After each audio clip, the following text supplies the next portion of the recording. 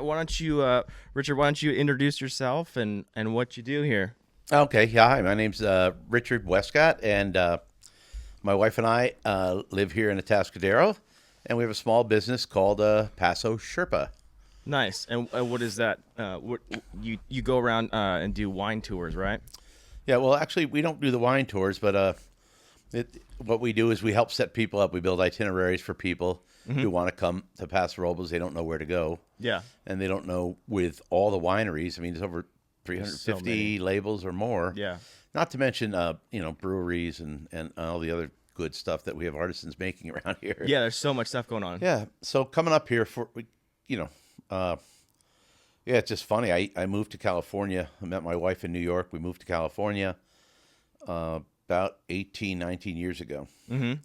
And I just started to become interested in wine. I had a couple friends who really liked wine. And I said, well, I'm in California.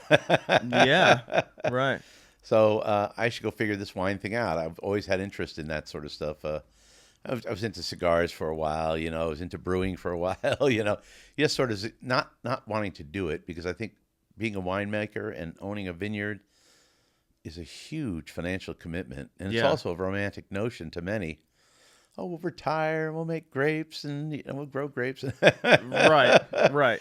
And I said, I want to be wine adjacent. Oh yeah. Yeah. Exactly. Did you make all that stuff? Did you start brewing and making wine and all that good stuff before you started doing it? No, so basically, I was in New York. I worked, I've been in television for about 37 years doing engineering and stuff. And when I got out to California, I said, let's go on vacation. It was like '06, '07, and my buddy had introduced me to this wine, Justin Cab, Yeah. just plain old Justin Cab back in the day. Yeah. And Justin was one of the big labels. There weren't many wineries up here at the time. And so I told my wife, I said, yeah, I want to go to Paso Robles. It's close, and see what that's all about. And I really wanted to go and see a vineyard, Oh yeah. really see the grapes, meet the winemakers, meet the vineyard managers, meet the owners, meet all those people, and just listen and learn, you Yeah. know. So so that was the first bite really was getting in, and going to Justin and trying that out, and then meeting some of those folks, and then coming back from there, we stopped in a little place that was right at the circle at 41 and 46 and Vineyard, and it's just back a little bit now. It's Loma Madrone, but back then it was called Four Vines Wine, and so we met the folks in there, Christian, TJ, and Sam, who were running the company at the time. They at some point through the next few months, we joined. They sold it, and they became Cipher, and so over the years we just kept coming up and meeting more people and getting introduced to more of the wine, Yeah. and we loved it. And then I started to build a knowledge of it. I'd ask about, these grapes. What are these grapes? Where do they come from? Where do you grow them? Yeah. And started to learn about all the different sub AVAs. They weren't classified as that yet. It was just Right. one big Paso Robles AVA. Yeah. But people were familiar with the Willow Creek area and Adelaida and Yeah. all those areas, which are now better known by their AVA titles, which is American Viticulture, and they label these areas based on everything from soil to climate to rainfall, you name it.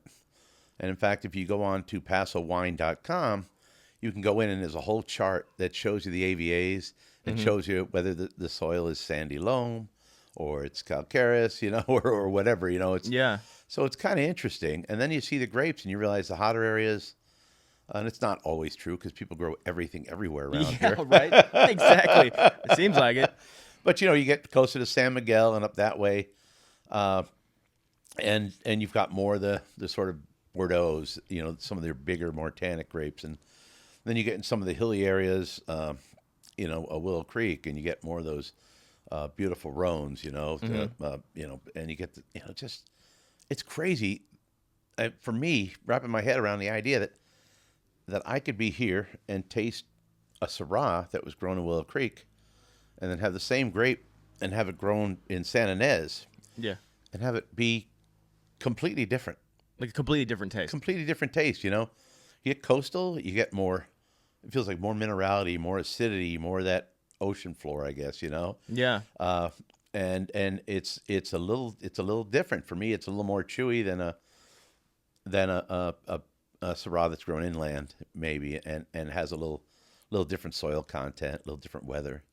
So those are the little things, you know. I wanted to really dig in. Yeah, you really did. I mean, literally. I mean, you really would. I mean, I wasn't expecting you to say any of that, but I mean, wow, that's awesome. So, so you just started slowly having relationships with the wineries, and then you just thought, since I'm, have so many relationships and I kind of know, what they have going on, like, why don't I just start guiding it, I guess?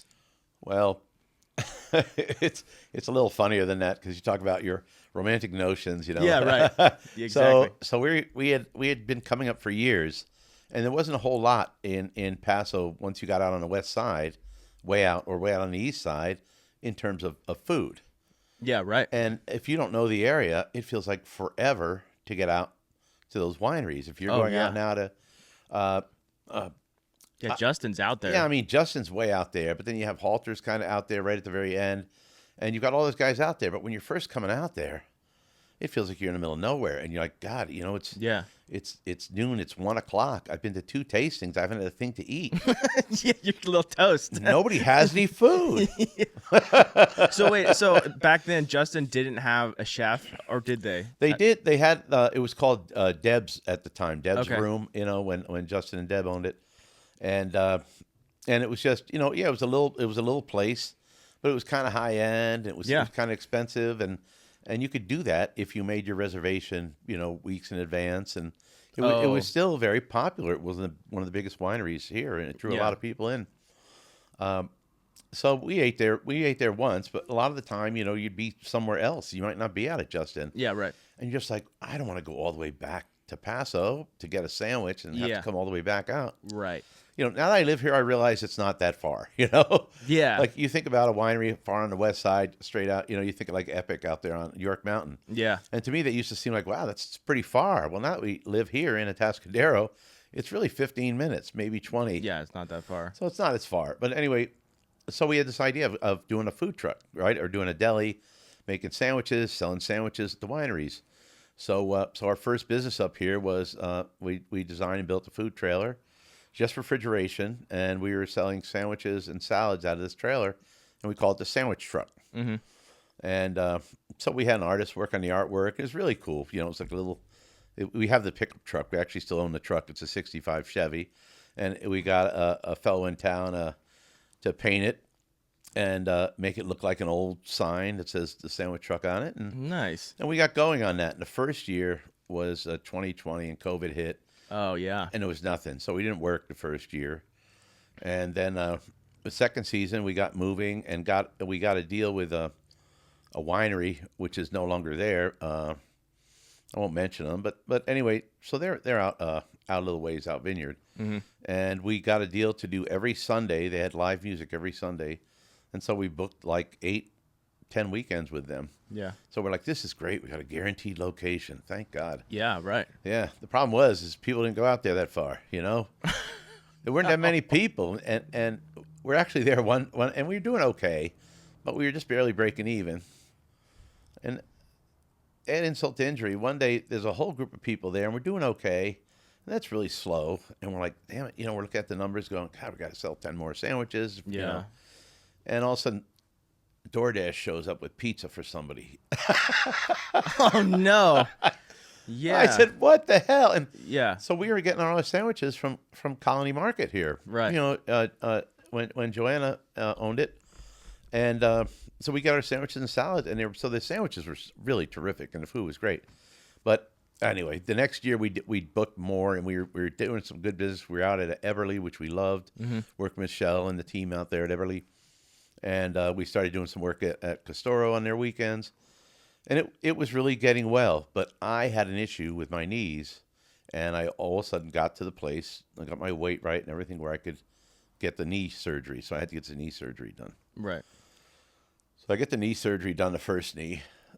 Now we've missed the whole season, right? Because the first surgery was in August. Yeah. And then the second surgery was in January, and then January is normally when we book for the next year. And I just said, damn it, I just turned 65. I've got this trailer I'm climbing in and out of, and I'm not enjoying my weekends. Yeah, I'm you're at the working. wineries and I'm meeting people, so relationship-wise, I thought it was actually very helpful for what I'm doing today. Right. But at the time, it was miserable, and my wife still works full time, so she'd get home on a Friday and have to immediately get up on a Saturday And start and helping climb you. in this truck and help me out, because when you got a trailer and a pickup truck, there's only so much you can do by yourself. Right. There's a whole lot you can't do by yourself. You have to have a second person in there. So we gave that up. Sold the trailer. Kept the pickup truck. We love it. It's an orange 65 C20, and you'll still see us. We go out on a cruise every year in a Tascadero nice. and stuff, and we have fun. People yell things like, "Hey, give me a sandwich," because it still says the sandwich truck on it. You're like, where were you? Yeah, exactly. Yeah. So it's kind of funny, I think the sandwich truck thing probably was doing well. We probably still would do pretty well where the trucks go.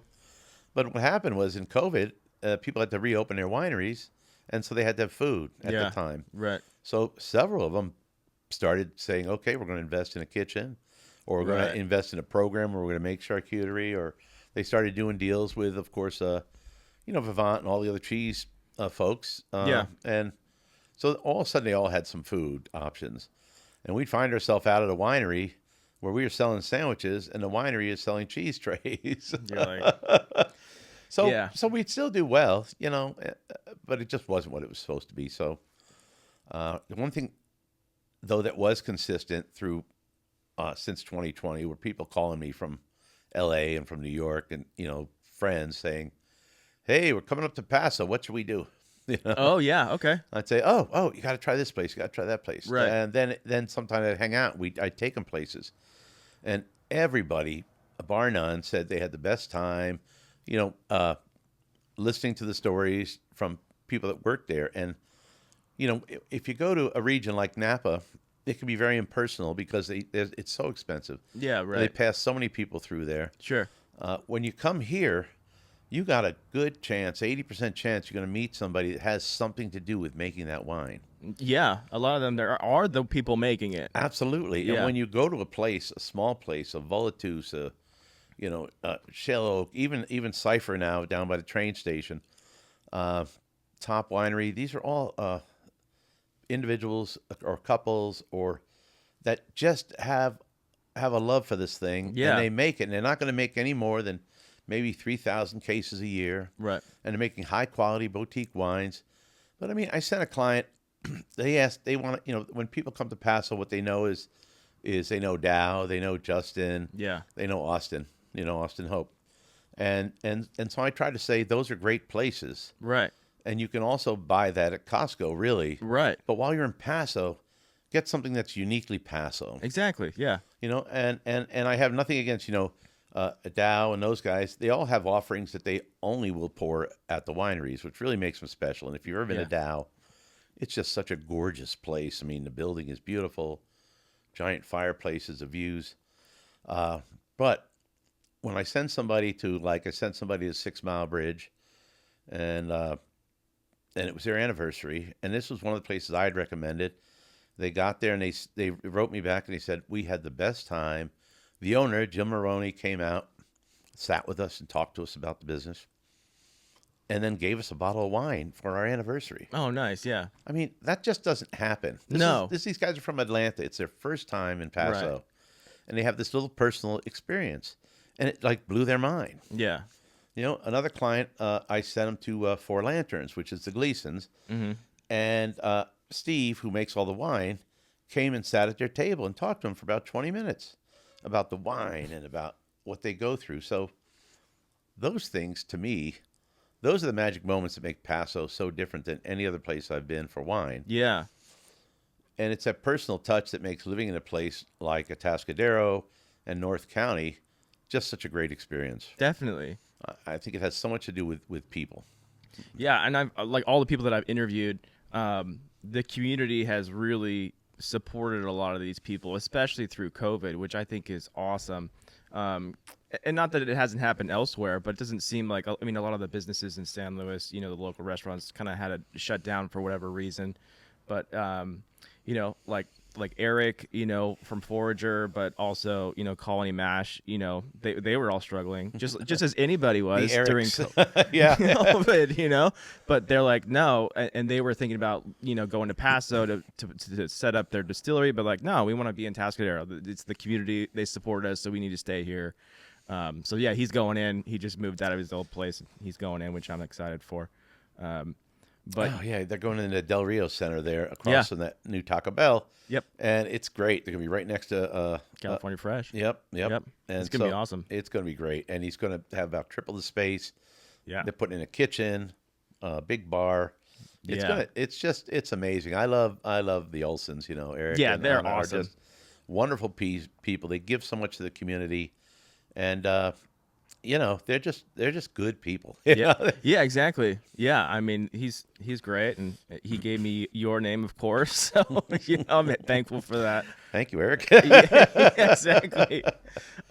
So let's get into like what. So you have the Sherpa thing. So do you kind of tailor it to what they want, or you're like, hey, this is what I think you should go to? It's kind of a little of each. You know, if somebody comes to me and they're totally into Rhone varietals, and they love that the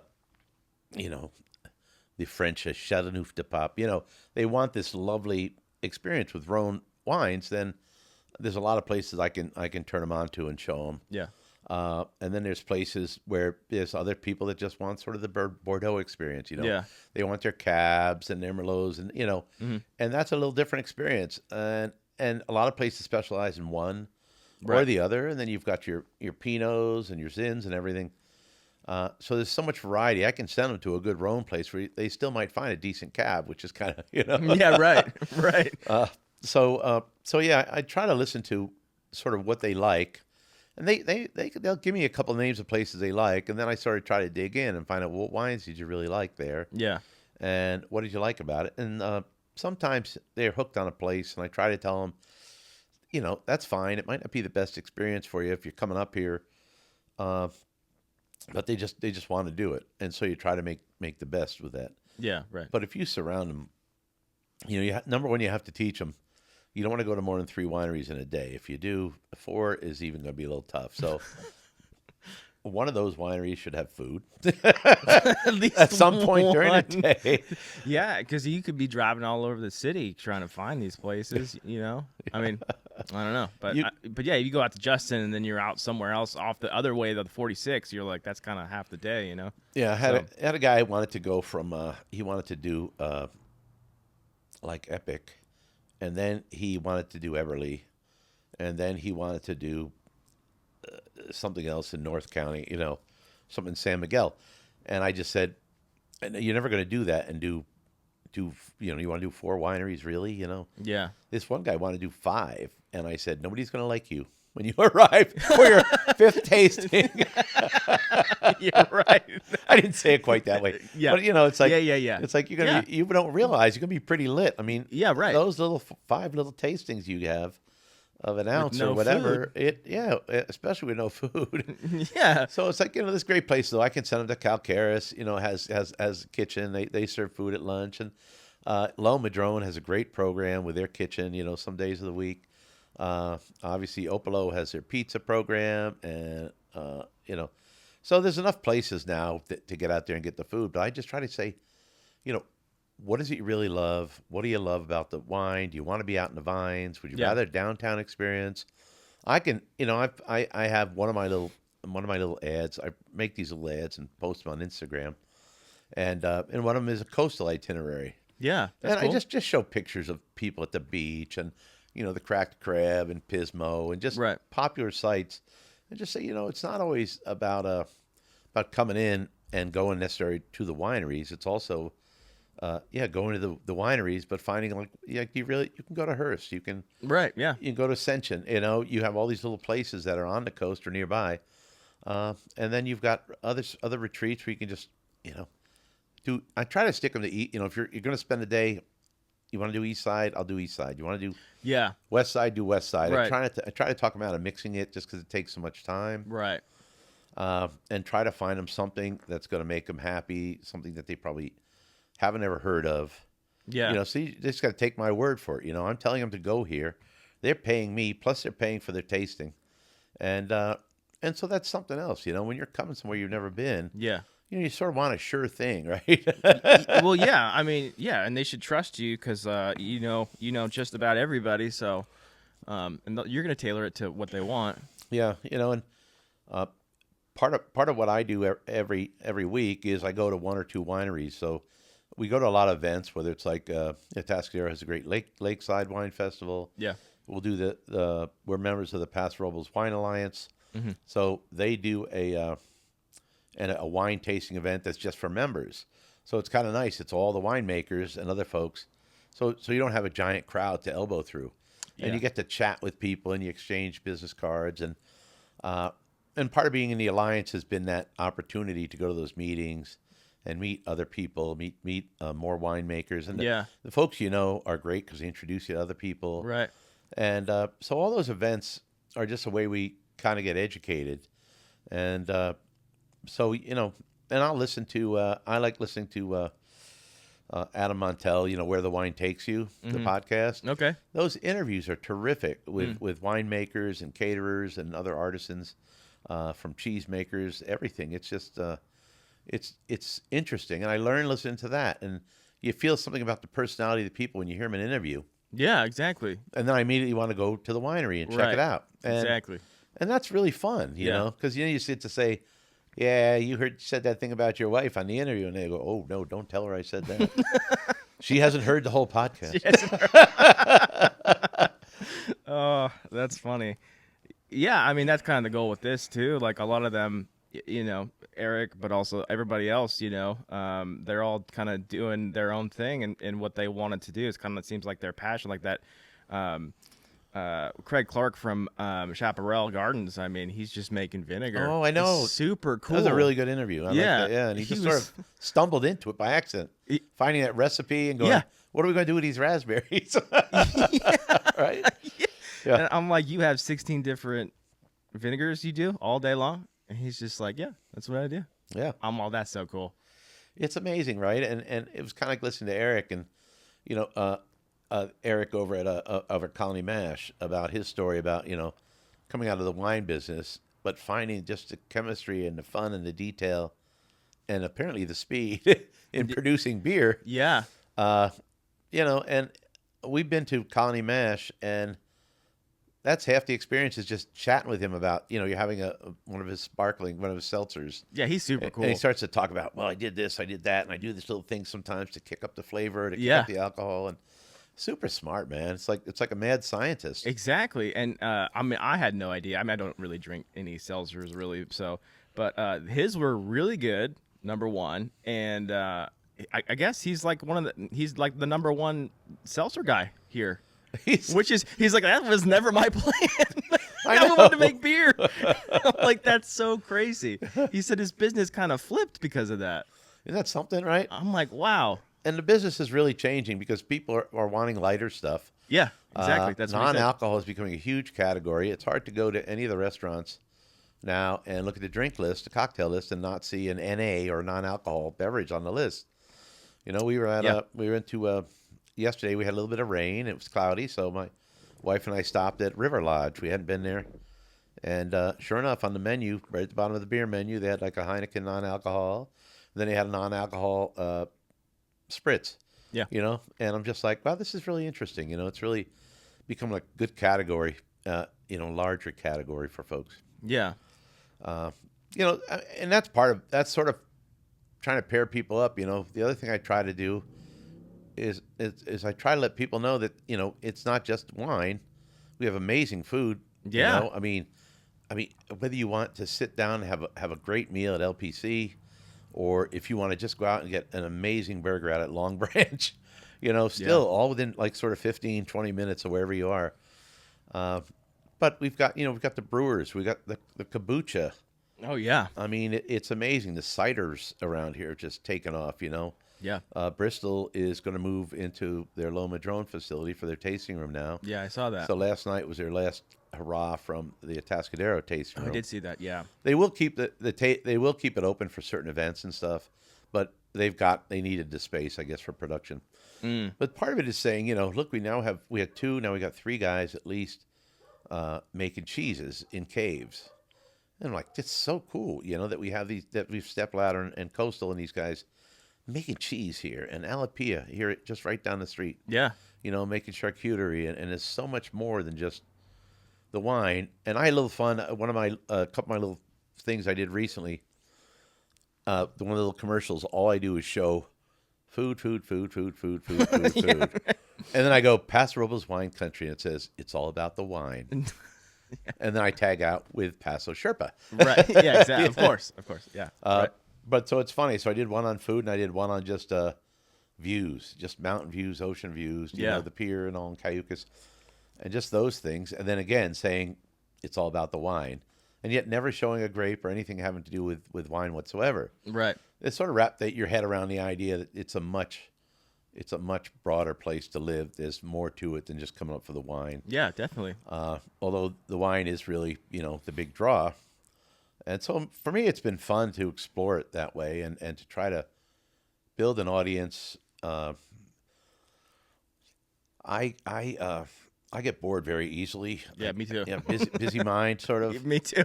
So then I did a couple of videos. I want to do a few more. It's just hard to get access to some of the places. But I did my first. I did some videos after we did a big European trip, which were more like just travel logs to music and just some captions and stuff. And then I've done a couple now that were, which are Paso Sherpa, like we call them video casts, right?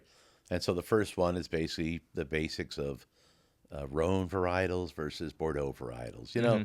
And so you try to give a little education without going too deep. Right. And then I did one which is, you know, the basic steps of how wine is made. Yeah. And that winds up being, you know, like a 5-minute video. It takes a lot of time to do, get the voiceover right and everything. Yeah. But I thought it was really, at the end of the day, it was pretty informative. And you know, the real test, I haven't had anybody snap back at me and go, we don't do it that way. Yeah. I mean, I wouldn't expect them to do that, but Yeah. So it's, I got, one I've been working on is about, you know, sparkling, which is really growing here. yeah. You know, the presence of Rava, they're doing a lot of custom crush for people now. Sadly, sadly, Vintage Wines bought Letitia. They used to be a big sparkling producer, and now they've just gone bankrupt, which is really sad. And, Yeah. But the business is changing. You know, sales are down across the board. People are pulling vines. About 10%, I think, of California vines have been pulled in the last 2 years. Does that have to do with any of the weather stuff that we had going on? No, it just has to do with reduced demand. Okay. What I understand is during COVID, everybody was stocking up. Everybody was buying stuff online. Of course. And a lot of businesses, you know, had this beautiful trajectory. They were making money. They were projecting off of that. And right? they started to project off of that, and then it went away.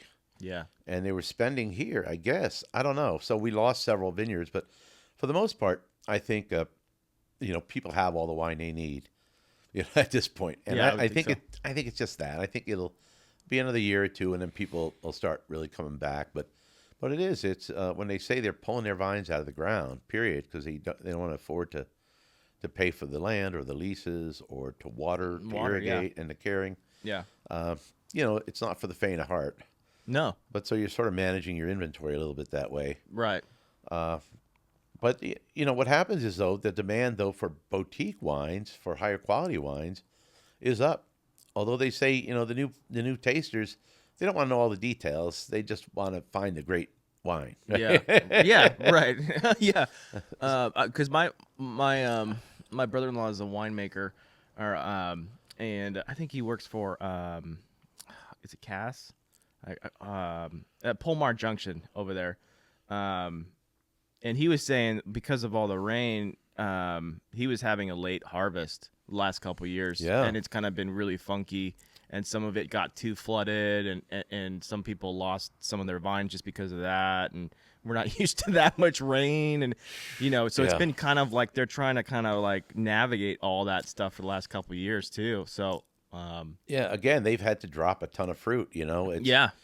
they're cutting stuff off, and I get this Wine Daily newsletter, and one thing I never noticed before, they talk about people selling the grapes. To who? Yeah, so they sell their grapes bulk, or they make juice and sell it, to other somebody else. winemakers. Yeah. The first time I've seen it where they're saying, we've got 1,400 listings, and there was a story about a winemaker or a grower, and they said usually by this time of year they're about 80% committed, and they hadn't had a single order by the end of June for their Yikes. grapes. And they're usually, if you don't have contracts, Yeah. there's no way to enforce that. And so Right. there's been a big change in the demand. Now, it just means it makes it a little tighter out there. And so I think Right. it could drop prices a little bit overall. We used to be, this region used to be free tastings, $5 tastings. Yeah. And then it became $10. There's some that are still $10, $15, $20, $50 for some places. I mean, the prices have really gone crazy. Not as crazy as in Napa. But I think we're sort of seeing a little bit of a bubble, I think. Mm-hmm. But see, that's part of the fun is knowing all that about what's going on. You sort of get to know the sweet spot, Right. being at the Paso Sherpa, people will call me and talk about, hey, I hear you guys do barrel tastings on Fridays. Right. Oh, yeah, but if you ever want us to do it during a weekday, just mention it. And if we can, we'll definitely do it. Oh, cool. So for me to be able to say, hey, let's go to Shell Oak. And, and the winemaker's going to come, and he's going to open up a few barrels and let you try it, Yeah. One of the best experiences I had, it was a rainy day, and it was before they sold Justin, and we're like the only people in the member tasting room, which is a beautiful room, and a Yeah. fire I've been going. over there. Excuse me. And the guy says, so I said, are you guys doing anything today? He goes, no programs today, no walks through the vineyards or anything. He says, but why don't we go back and taste some wine in barrels? I go, what do you mean? He goes, yeah, we got Cab and American Oak. We got Cab and French Oak. Let's go. And Nice. he just picks his thief up. We grab a couple of glasses and we head to the back. Yeah. Just totally out of the blue. And it was the most wonderful thing. I had never done anything like that in my life, Yeah. And all of a sudden I'm like, wow, so what's different about American Oak than the French Oak? Yeah. It's more porous. It's got more of a woody, it's the American Oak is a little bolder and the French Oak is a little tighter. And then you get in that whole thing. And I say, well, now I want to do a video about coopers and barrels You're right. and talk about, barrels versus, versus stainless versus concrete, versus terracotta and all the ways people age wine. That's a whole nother subject. Yeah. Once you get into it, you're like, man, it's so Yeah. complicated. You can really kind of go crazy with it. Really. Yeah. So, yeah. No, I was going to say, so you take all that into account. And so, I'm not the most knowledgeable guy, and I'm certainly not a scientist or anything, but I like knowing enough about it to speak intelligently about it. Yeah. And then when I set people up, when they want to come up and they want to see wineries, it gives them a little more dimension than just going to a tasting room. Right. Oh, well, you want to sit and do this special tasting, or do you want to meet the winemaker and do a barrel tasting, or do you want to sit in on a blending seminar? We now have the blending lab has opened up and just moved into Paso Walk. And that's a fun concept. If you've ever been to a blending seminar at a winery, it's kind of fun. They give you a variety of wines, and you try to create the wine like last year's, blend. Yeah. This year we're going to try to make it taste the same, but we have different grapes because this year we're going to use a Petit Syrah. We didn't do that last year, but the Cab came out different. So as we're starting to do this blend, what grapes are we going to do? And then you blend it all together. You make a couple batches, and you try to compare it with the notes of the winemaker. And it's just kind of fun. Oh, that's interesting. Yeah. Yeah. Yeah. And so it's turning people on to that sort of stuff, I think takes it to another dimension. It gives you a kind of a little insider's view, a little bit And peek behind the interactive, curtain. right? Yeah, You're right. making stuff. Right, you're making stuff, and you bring home. I think at the blending lab, I think you go home with your own little custom bottle. Yeah. And you're like, I did this. Right. I didn't really nail it, know. but I mean, it's, And you just have those moments, and so I mean, I've been coming here a while, so it's nice to have that kind of access. yeah. And when you talk to people about wine at wineries, they can tell if you're really into it. Right. They become more friendly. They become more open.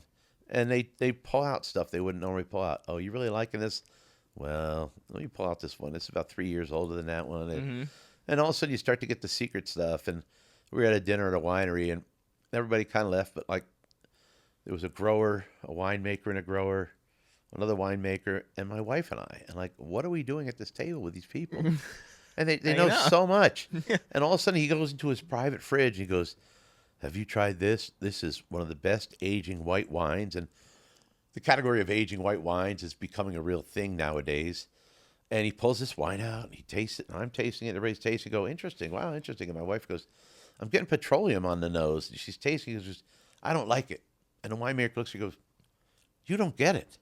She goes, no, I get it. I just don't like it. She goes, no, you don't get it. You got to try it again. No. Smell it this way. Do it that way. And she's just like, yeah, it's just my thing. And he was so disappointed. And me, I'm just going, tell me more. She's like, I don't like it. That's funny. But I think all these experiences, it's probably pretty unique to this area. I can't imagine. I mean, maybe they do, but maybe, the Napa area doesn't do this as much. More like, this type of things, definitely like talking to the winemakers and all the staff that are making all this stuff. It's a definitely more personal touch. And everybody that I know, like they're like, oh, I have this favorite winery, and I'll just go hang out with a winemaker. And that's why they go back, because they like those people. Right. Yeah. One of my funnest things is, Sam that runs Cyphers right there on the train track. And every time I go see her, she's usually the only person there. Yeah. Get a big hug. We sit down, and we're kind of happy to see each other. Yeah. She's got delicious wine. She's a beautiful space there. She'll make little pairings, little food stuff, because she makes olive oils. She makes vinegars. She makes seasonings in addition to her wine. So she's got this whole little sort of mini pairing program where she'll make these little foods. She makes jams and jellies from her wine. So, oh yeah, this is a jam I made from, my Tempranillo or something like that. Wow. So it's just really cool. And then you get over to a place like Volatus, and Hal Schmidt, they call him Bull. He was a Top Gun pilot. Oh, wow. And so the place is like themed. They've got a video screen where you can see jets taking off from aircraft carriers, and he's got pictures and awards. His wife is a fantastic. Victoria's a great photographer, but he loves his wine. Yeah. And he loves sharing his wine. So you go in there as a member, or as just anybody visiting for a tasting, and you do your 5, and he goes, did you do the last one? Yeah, I just said that. Yeah, okay. Well, hang on. You haven't tried this yet. And he cracks open another bottle. And he cracks open another bottle. Yeah. And next thing you know, I got to say, I love you, man, but I got to go. So I love sending people to a place like that. Yeah. Where the whole crew is super nice. And, plus they have a military thing going on with military and law enforcement. Right. And they have this thing I didn't know about in the military. It's called the challenge coin. Mm-hmm. And this coin says, I guess, what unit of service you're in and all that. And you present these coins, and they trade like a coin for this coin, right? And it's a whole other thing. But they do more to benefit veterans and just celebrate that thing. Yeah. And so it's a whole completely different vibe. It's something you wouldn't expect. We're going to a tasting room, and I'm watching films of fighter jets taking off. And listen to Hal. So and cool. Hal was a Top Gun pilot, and he loves it. He loves to talk about it, And Yeah. It's just really neat. We have so many wonderful, fun folks. There's another winemaker. His wife they were asking me in an interview. They said, so do you ever work with him when he's blending? She goes, no. She says, I get the hell out of the way.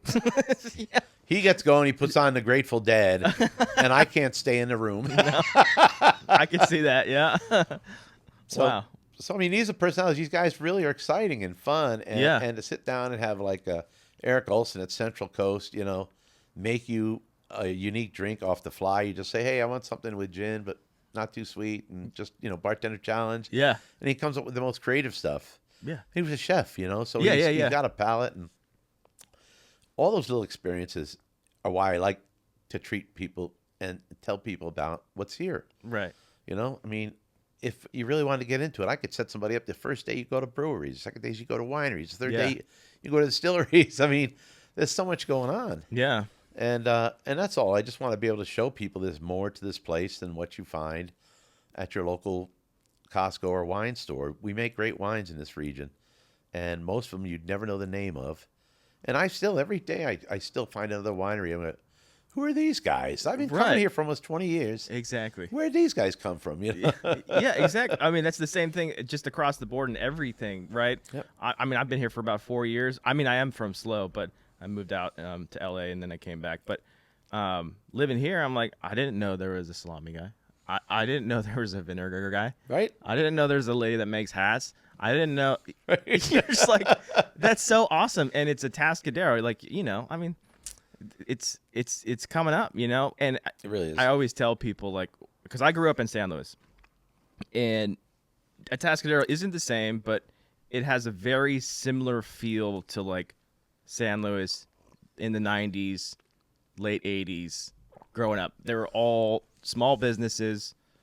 We knew every single person. They're all nice.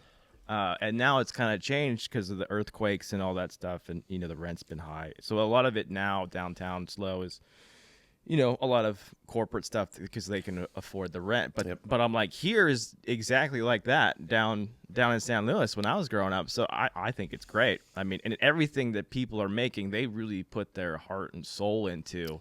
That's really what it comes down to. You know, you're like, wow. Like, I mean, I've been using this guy's vinegar and I've been experimenting with it. I'm like, this is so cool. It's really pushing me my cooking to be more creative and stuff. And you're like, oh, how would I use that? Right? You're like, I don't know. Like, you have a mole vinegar? Like, are you kidding? Yeah, he makes a mole vinegar. And you're like, wait a second. What do I even use that on? What is it going to taste like? I mean, wow. Yeah, it's amazing. And he's like, yeah, you know, like I kind of wanted like a Mexican flavor. I'm like, you pick the most complex flavor. Yeah, because moles are made several different ways, and there's everything from chocolate and cinnamon and all these dark chilies. And I mean, it's just like, wow. Yeah. I'm like, I never would have thought to have a mole vinegar. So, and then, so I made some barbacoa with it. I marinated some chuck with the mole vinegar with my seasonings. And it was fantastic. Right? That's so cool. Yeah. And then my brother, who's a bartender down in San Diego, he's like, dude, why don't you use the mole vinegar with some like a mezcal and make a cocktail out of it? Yeah. I'm like, oh, that's a good idea. Yeah. When we left LA, that was becoming a big scene. There was a bar in Sherman Oaks called Boneyard Bistro. We used to go to a lot. And they had a great cocktail scene, but they had a guy there, Rory, who started using vinegars. Yeah. To reduce the amount of sugar in mixed drinks. Yeah. So, and I tried to figure it out. I couldn't figure it out for the life of me. But, you know, so he could make something that was it was margarita. Right. But he'd use some kind of vinegar instead of you know, the sweet and sour or whatever. Yeah. It was amazing. He's like, yeah, and it's better. It's healthy for you. Yeah, it's got the probiotics in it. They got probiotic tequila like, here. Yeah, there's still alcohol in it. I mean, it's like a healthy kombucha. You know? Well, and it's funny. He said he figured it out because his wife was pregnant. And he said, well, she wanted something so he could make them without the alcohol. Right. And use these vinegars to balance it out. And she felt like she was having a cocktail, I guess. It's bizarre. I don't get vinegars that much. I mean, maybe that's another chapter somewhere. Yeah, because what do you do with old wine? Yeah, no. That's what he said. He's like, people involuntarily make vinegar and they don't even know it, and it's when they leave the wine open. Yep. I'm like, huh. Yeah, it will slowly become it. We so I grew up in New York. Yeah. And we had a little neighborhood. You know, back in the day, you had these neighborhoods that had names like Little Sicily and stuff. So this was an Italian neighborhood. And sure enough, I'm at my buddy's house. We have a band. And we go to the basement to practice. On either side were these two little wooden rooms. And one side had coke, you know, charcoal. Because they used to throw the charcoal in and have a coal-fired furnace. The other room was a press and a bunch of brown 5-gallon bottles. And they were making wine during Prohibition in the basement. Oh, cool. And the wine press was still there. And all these bottles were there, still full. And you would smell them, and they smelled like vinegar. Yeah. Apparently, the uncle or whoever that used to make the wine passed away, and they left his room the way it was. And the basement, this little area, was just left the way it was. So we'd be down there rocking out, drinking our beers, whatever. And every once in a while we pop our head in there. And we go, "Oh God, what is that?" Yeah. And so it's so funny, It's just, and sure enough, it was all vinegar at that point. It Yeah, just yeah, turned. 100%, right? Yeah, yeah, that dude's just cranking out 16 kinds of vinegar. I have to try that. I saw you got his link on your Yeah, it's on your YouTube. Yeah, it's right down 41. You could just go grab some too, like yeah. Chaparral Gardens. Yeah, and they're all great. Like I've used all of them. So I got to send some down south to my brother-in-law. But yeah, you should try it out and just see what you do. Because I'm like, what do you do with that? And he's like, well, when you hit something with like lemon or lime, he's like, it's the same thing. Same thing. You just want a little acid. You just hit it with depending on what it is. Yeah, yeah. We get some vinegar from Cypher, but we'd been members of like a Paso Leva for a long time. Oh yeah, okay, yeah. And they've gotten pretty big, and they have a pretty big variety of stuff.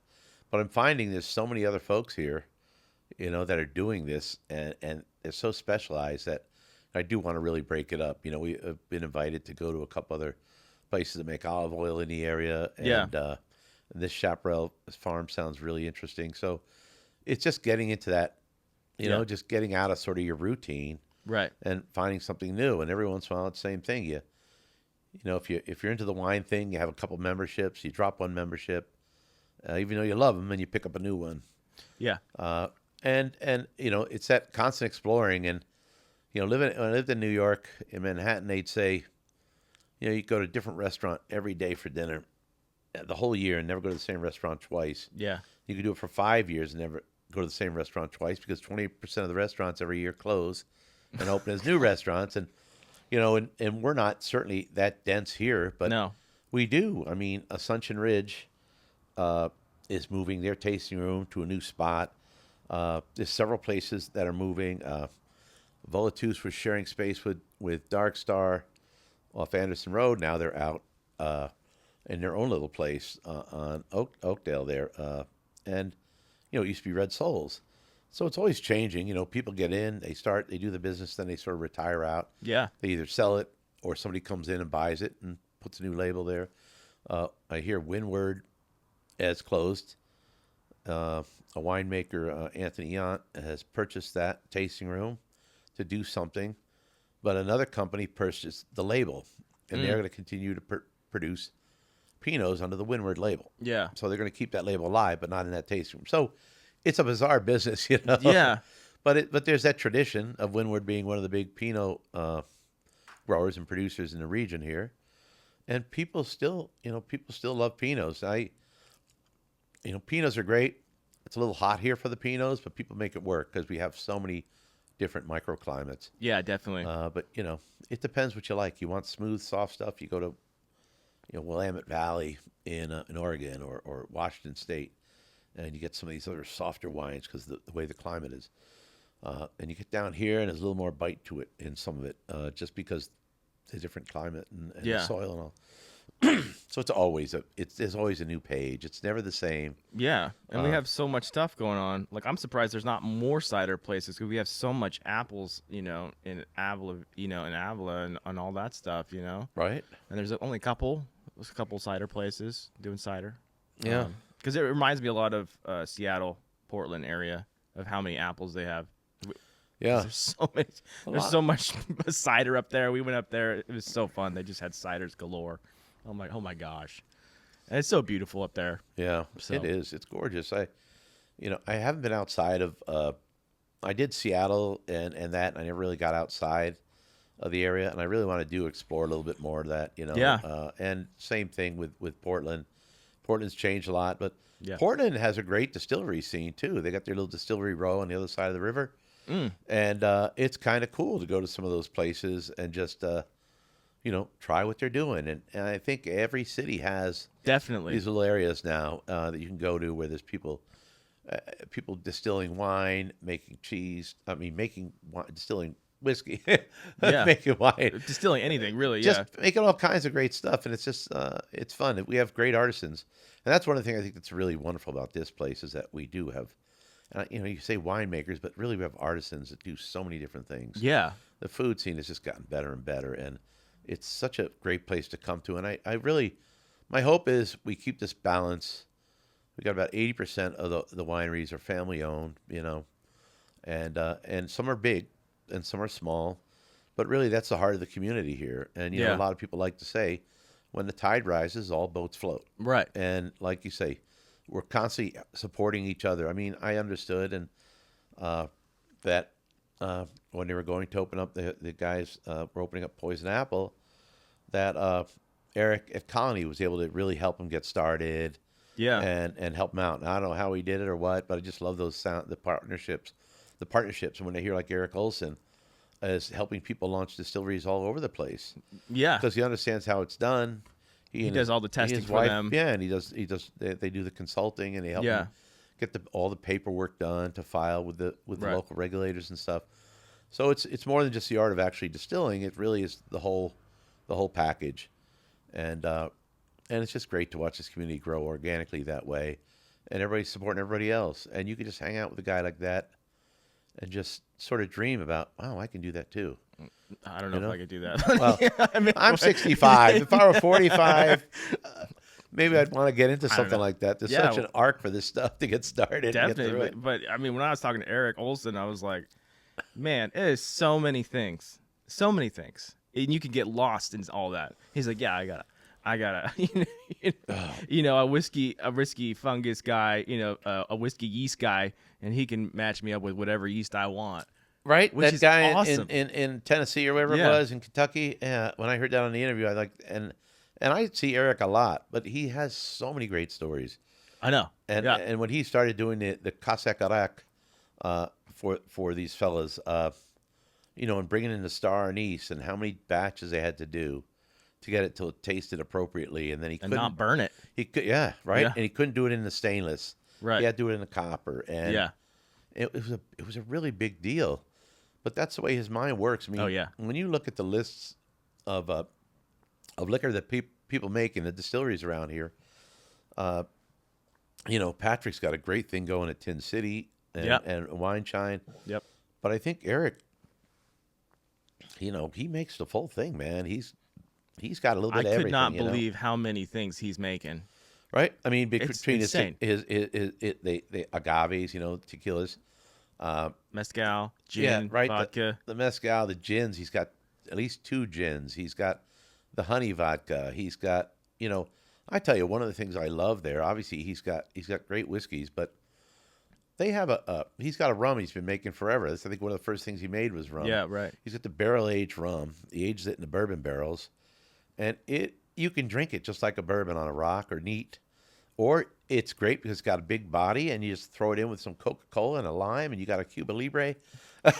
Yeah, I haven't had his rum, but I should try it. Yeah, and if you're making a margarita, he also makes the orange liqueur Yeah, as well. So you got all the ingredients right there. yeah. And he's really, every time he finds he's using somebody else's stuff, he figures out how to make it himself. I know he's so funny. It's great. He's It's great. awesome. I He's can't. like- Yeah. Yeah, I mean he's great. So I'm excited. I'll probably have him on right before they open again, just to give him a good push. Yeah, I think they're talking December-ish. Yeah. Yeah. Yeah. That'll be really great. That'd Yeah. be fun. Yeah, I've done some promotional videos for him. I like working with those guys. Yeah, they're great. And he's turned me on some other stuff. And He knows everybody. yeah, he does know He everybody. knows And you everybody. just have to ask. Yeah. But yeah, it's he's got me. I'm doing some videos for Adam and the Krav Maga. Oh yeah, yeah. He's great too. So yeah. I'm doing some stuff with those guys, and so it's a kind of a hobby. When I go to a restaurant or a winery, I'll often take some pictures, and then I'll grab some graphic. I'll try to grab their logo and a Right. graphic, and I'll do a snippet, and it could be 10, 15 seconds, like we did a thing at the Hatch, just a dinner. And so I featured the food and a couple of cocktails, and it's just music, and it just shows their logo, and it says, visit soon, Yeah. Paso Sherpa. And I think it helps sort of promote the businesses. Definitely. It definitely promotes some goodwill, Yeah, and, right. and it just says, I don't get paid for those things, Right. I just hope it develops relationships Exactly. and shows a little depth in the market about the variety of things we're exposed to, and that we can, show you when you come. Yeah. And there's not too many other people. You have the tour guys, which are doing the transportation. I just use I use typically the wine line or some others, and just try to arrange the transportation. What do you mean? You want a limo? Do you want a bus? Do you care? Do you want Right. to hop on, hop off? And so I kind of have the whole palette. I'm not limited to one winery or one hotel or this thing, and Right. I really right now I'm not booking hotels, but we're looking at that. I know a couple people who have like multiple little Airbnbs, and that could be really fun to help Oh, them that'd book be cool. those. Yeah. And then have a little card so when they're at the Airbnb they can call us up when they need a concierge for a hotel that doesn't have a concierge. They can That'd use be the cool. Paso Yeah. Sherpa for that. And so we're kind of excited about those kind of things. And then the educational thing, I'm putting together another video. I'm going to interview some winemakers and then do a little note comparison and just have that be kind of a fun little bit. So just coming up with all those things, just as you're trying to develop your video program. Yeah, I'm trying to figure out what I'm doing. I'm not quite sure yet. I don't know yet. Just figuring it out. No, it takes time. Yeah, And definitely. what you're doing is really smart because you're churning out material much faster than I am, certainly on the video side. Well, yeah, I mean, it I do the helps to have an snippets, editor. So, Yeah, right. yeah, I just Yeah. send it off. Yeah, I know. I have to sit down and do the editing, and I make Yeah, I my don't own wanna do that. graphics, and it takes a little time. And every time I'm learning something new. But I was in television for 37 years, actually almost 40 years. And one of the things I loved, I got into management and designing and building stuff, but I still love the production side of it. And there's many Yeah. days when I'm in management having to make a tough decision. I said, oh, I would love to be A gaffer or Jane something. in that edit room, just doing her thing. And I got a couple Emmys for some of my editing. I got nominated, and I got an Emmy for some editing. Nice. And I just always loved that creative part of it. Yeah. But I also wanted to rule the world, I guess, So you work your way up through management. Then you get to a point where you sort of hate yourself and you go, okay, I'm I'm going to retire and I'm going to do something fun. I'm going to Yeah. be with good people that Right. care about each other. And then I want to show people this wonderful place. Yeah, well, that all informs your experience now. I mean, Absolutely. all that stuff. I mean, you're still taking all those skills that. I don't know if you know, but I was a photographer before I did all this stuff, and so video's a little different for me. But I mean, it's kind of the same concept, other than the lighting. The lighting's a little different and kind of funky, but just because it has to always be on. So I'm used to strobes, just one big hit, and then so.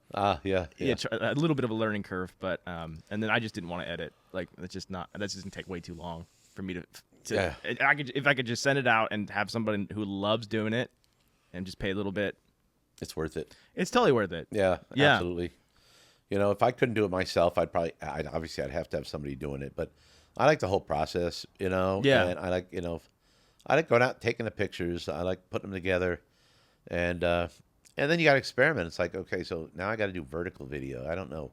I love 16:9. I like the wide format, Right. And I still produce a lot of stuff that way because I think it's just so much more beautiful. But the vertical thing is what a lot of people are doing. So I've learned to do that stuff as well. Well, yeah, the social media kind of forces you to kind of do more Yeah. vertical, which is kind of annoying. I feel like, but I think so, because yeah, coming up in or square. Yeah, right? yeah, where you had the old 4:3 television, and all of Yeah. a sudden you can do the widescreen HD and 4K, Exactly. and you just keep going. Exactly. It just enriches that whole experience a bit. But I don't know. You see beauty and you just want to capture it and share it. Yeah, sometimes. Yeah. So when you came here, you came from New York? Is that what you said? Or LA? Yeah, I grew up in New York and lived my life there, and then spent some time in Texas, Florida. I worked for NBC News and in Washington D.C. for about 17 years. I bet you're glad you're not there right now. It's It's chaos, nuts, man. It's chaos. I do remember those, though, the years when we'd have a presidential election and an Olympics, and we were NBC, so we always had the Olympics. And so it was so chaotic. I mean, the money was good because they were selling advertising all over the place. Right. But, when you're in charge and the commercials at a TV station are worth, $40 million Yeah, I was gonna say millions of dollars. over 18 days, you're like, you got to be there, and you Yeah. got to watch it, and you got to watch it, and things don't go wrong when you're there. As soon as you take a day off, shit hits the fan. Yeah. And so those sort of things, that's sort of the stress, but it's also the fun. Exciting, yeah. Going to the Million Man March and sitting 3 feet away from Stevie Wonder. Wow. You know, we worked with Willard Scott. We used to do the weather out of Washington a lot. You know? Oh, cool. That was always great fun, and just bumping into people that you never thought you'd be on an elevator, and all of a sudden there's somebody that looks so familiar. You feel like you know him. You go, "Hi, Tom." You go, "Oh, how you doing?" You know, it's Tom Brokaw. You're like, "Well, it's a nice slow elevator. You know. Are you looking for the election day?" You're like, "What, Tom?" Wow. It's those things are just those little experiences, and you know, I guess Letterman used to call it a brush with greatness. You know, Yeah. just bump into somebody famous for a second, Right. Exactly. and then you run away like a scared child. Yeah, exactly. Yeah, I tried to, go commercial with the photography, and it was a little bit of brushing into the celebrities and stuff. But, yeah, I was like, I don't know. Like, there's so many photographers, and, only if you know people, it just kind of sucks the life out of the fun and the creativity too. LA is a tough town, you know. Yeah. When I left television, I tried to transition and do more stuff on the motion picture side. Yeah, And there's if you're not a known entity and you haven't, you got to be in the union, and you got to have hours on the set, and at Universal, when we moved the TV stations to Universal Studios, they told me there's like 42 unions on there, dealing with everything from the secretaries, or I should say the executive assistants, right. to the lighting, to the sets, all the normal stuff you think. But yeah, and then as a manager, you have to deal with all those, and it's a lot of sensitivities, and you get smart pretty quick. But it's I mean, because either you make a mistake, you do something wrong, or you offend somebody, and it ripples. But for the most part, it's about the people. You get in, you meet these guys, you get to know them, you find out what they care about. And that should be your focus, At the end of the day, especially if you're creative, they always say it's about that creative vision and making it come. And that's it. I mean, doing the technical stuff is just providing the tools to get people there, Right. And so I always love that. And so I still use that, like you say, all the time now, doing the creative stuff and just having a lot of fun with that. And every time I have one, it's like birthing a little baby.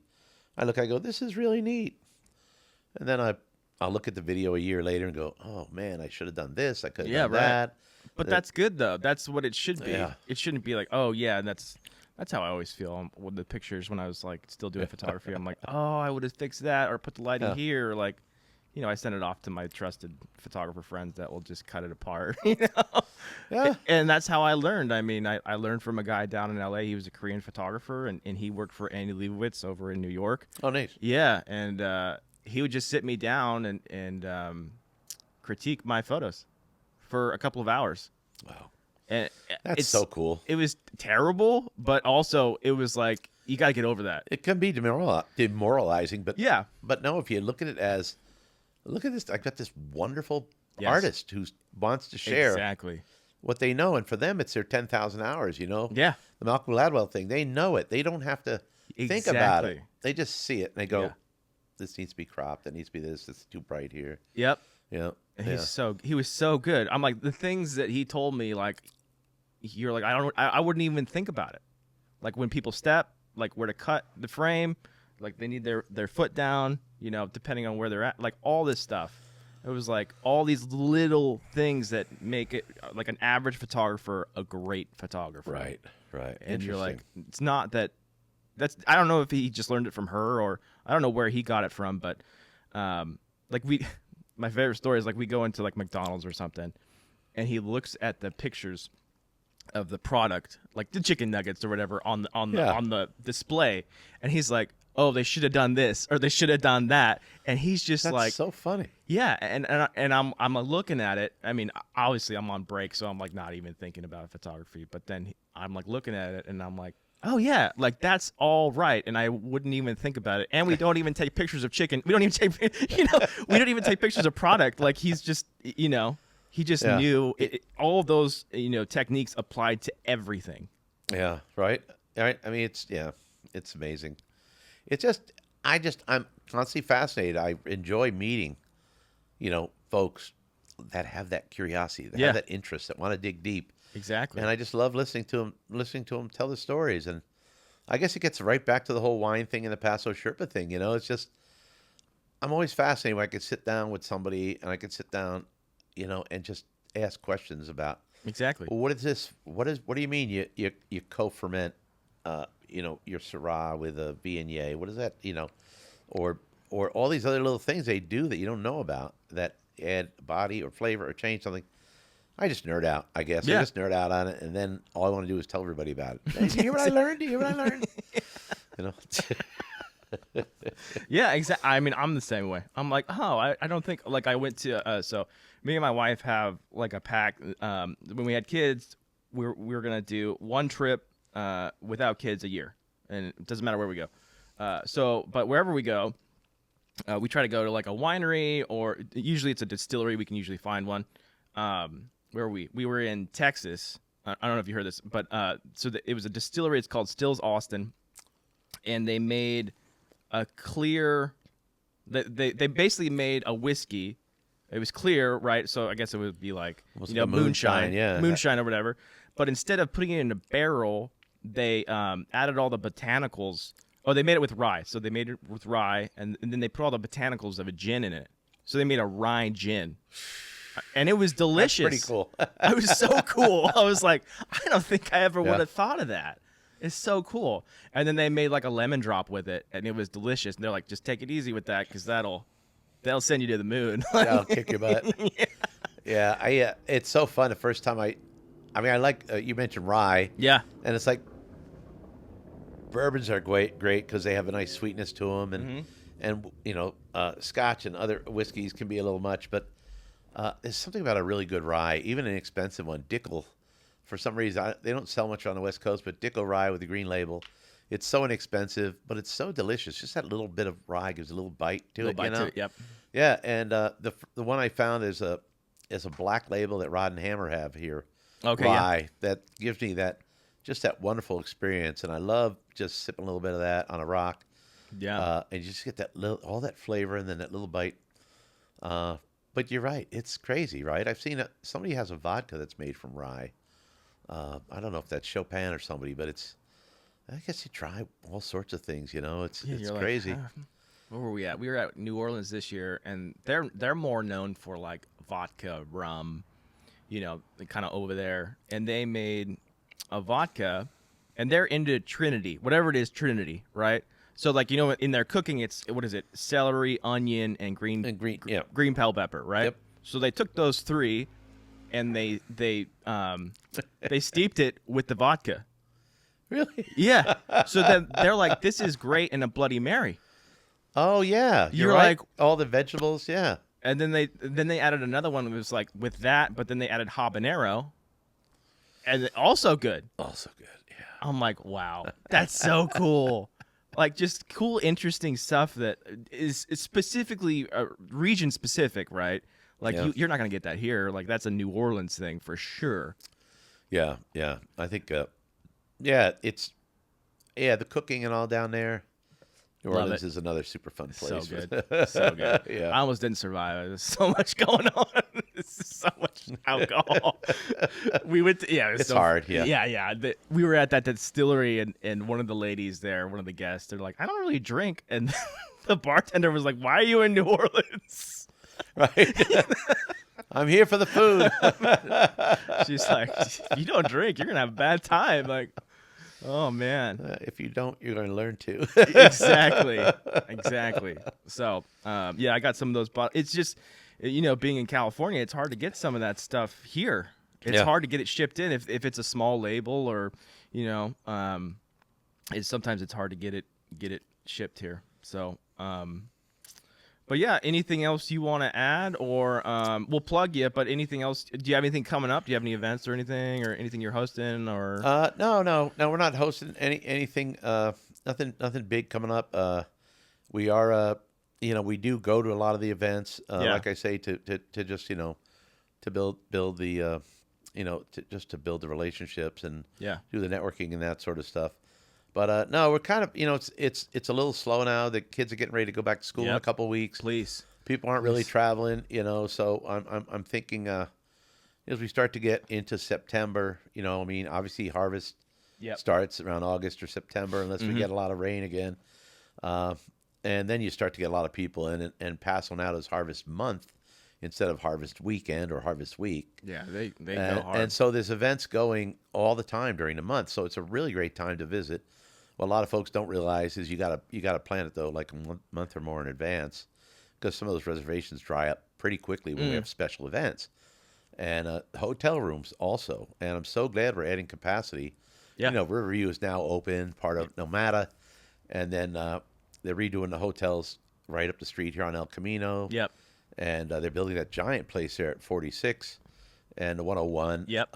And those rooms are going to knock the prices down, because even if you just need to stay in a hotel for a few days around here because you're doing some work on your house, you hit a Saturday and all of a sudden all the rates double or triple because of the wine business. Right. So more capacity, I think, is going to be helpful.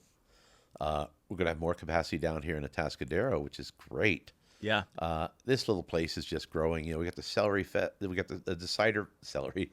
I think about the Trinity, or Maripois, or some such thing. Yeah. No, so the cider fest is coming up, which is always fun, and then the cruise, of course, and comedy that's coming up. days, Yep. and Cruise night. yep, and then we've got the sip and stroll that the city and the chamber put on. There's not a weekend you won't find something really cool to do. Yeah. Tonight, of course, we got live music at the lake. And, that's it, man. If this for the weekend you're coming in a couple of weeks, you want to do the cider thing, heck yeah. We'll get you set up somewhere. We'll arrange you to do that, as well as, when you're done or beforehand, go to a bunch of the cideries, Yeah. I mean, Tin City cider, we've got, obviously Bristol here. We've got so many that are just coming out of nowhere, and they're great, and it's just a lot of fun. So whatever it is you're into, we got a little something for it here. Plus, we got great people. Yeah. You slow down, you Definitely. breathe a little bit. Yeah. You show a little courtesy when you're driving. Yep. And it just makes this place so special. Yeah, and the evenings, that's kind of the secret, I think. Like, the evenings are fantastic. The weather is perfect. I always sit out in my backyard and just sit there and have a cocktail and watch my kids run around. And we were out last weekend, and it had been like 90 during the day, but we were starting to back off a little bit. And I think we're at the fair, at the Mid-State Fair, and we got done, and we went down to some place and sat outside in Paso. And I actually, it's the one time I didn't have a sweater or a puff or something in the car. Yeah. Because it'd been so friggin' hot. Yeah, right. And also I'm going, oh yeah, this is the thing I always warn people about. Yeah, it gets cool It gone in the down evening. to 70 and the breeze. Yeah, it's and nice. It was gorgeous. It's great. It's just can't beat that it. is the secret here. You can have those warm days and then find a nice restaurant. And when you're done, you go for a walk. Yeah. Sunken Gardens or around the square in Paso, or if it's too hot, just drive 15 minutes to Morro Bay or 20 minutes to Cayucas. We go to Cambria. Cambria, love it. And so you always have all those things, and that's what you got. That's what people need to know, is that when you're coming here, you're not stuck in this little place. Yeah, I know. They always like, oh, you got live in a regional Atascadero. thing. Isn't it so hot? I'm like, yeah, but just wait till the evenings. It's amazing. You can't be, because San Luis and South County. Not that there's anything wrong with. I've lived there, but the fog rolls in a lot of times. Yeah, and it gets pretty windy down there. And here it's like nice breeze. You see the sun go down, and the days are longer right now, so it's like a nice easing down. Yep. Cool, man. Yeah. So that's it. We've got the website pasosherpa.com. Yep. We're on Instagram. We're on YouTube. And I'm always happy to share information and just chat with people what they're curious about as far as the wine scene. Everything goes up here. And like I say, I love the thing about the itineraries is we build them, then I send it to you, and I say, what do you think? And you go, well, okay, let me change something. And so it becomes interactive. Right. And so I tell them I'll always do 2 or 3 passes. Yeah. With them. After that, we kind of got to lock it down, and then and then you're in. And I have not had a client ever say anything bad about the experience, because this is such a great place. Yeah. And you need a certain type of person to live here, and you need people to sort of set their stuff aside. Yeah, definitely. And breathe. I always say it's kind of like island time, when you get to the islands, if you've ever, visited the place or go to Hawaii, everybody's so easy and mellow. Yeah. But they're getting real stuff done, Yeah. And that's what's cool about this place, is that we can sort of breathe a little bit. and be patient. And it's okay to have a glass of wine at lunch. Yeah. It usually involves business. So Yeah. I'm a bad influence. No, Yeah, I'm teasing. no. I mean, everyone's really nice here, and there's, yeah. I think that's a very unique experience that you give people. And like you said, you can customize it around food or wine or cider or whiskey or Yep. whatever, which is a good options. I don't think many areas have all that to offer. Yeah, I mean, You know, yeah, where you can talk to them too. we will. My wife and I will be ready. We'll go somewhere, and we're like, okay, we're gonna go to Epic this afternoon for a tasting. Okay, let's stop at Di Ramondo's in Paso and get this Italian sandwich on this locally baked bread. It's just like So good. yeah, right. So you get the Rick bread, salted baguette. You get this beautiful cheeses and meats. I mean, everybody's got something really cool to offer. Yeah, depending on what you want, yeah. definitely. So it's Yeah. a beautiful place. That's all I'd say. It's just encourage people to come on out, Yeah, come visit. We can definitely help you find what you want to do yeah, and definitely. have a great time. And just get to meet all these people that you're interviewing too. Yeah, I mean everyone's been really nice and super cool, and they're doing all kind of cool stuff, that I don't think I mean I didn't know that a couple years ago that all these people were doing this stuff here. Oh yeah, yeah. It's deep, and it's like it's so fun. Because Eric is a little bit of a guide himself. Yeah, he's like, yeah, definitely. Yeah. Yeah. So Yeah. it's just fun. It's really fun. I'm just loving the whole scene here. Nice. And after 4 years of living here and about 16 of visiting, it feels like home. Yeah. And yeah, and you got to just take the chip off your shoulder and just chill out. Just relax. It's a great place. It's man. all good. Yeah. Yeah. Just, And thank you. Thanks, Yeah, of thanks course. for having me on. so just again, tell everybody where you're at, so where they can find you, and yeah. Yeah. So pasosherpa.com, or you can call us 805-296-1101. But yeah, Paso Sherpa is probably the easiest way to find us. If you type that on your search engine, you'll probably see most of our sites pop up usually. Yeah, and I'll tag you guys Yeah, for perfect. sure, and put everything that. But yeah, hit him up. I mean, he'll get you going. Perfect, man. All right, let me shut this down. All right, man.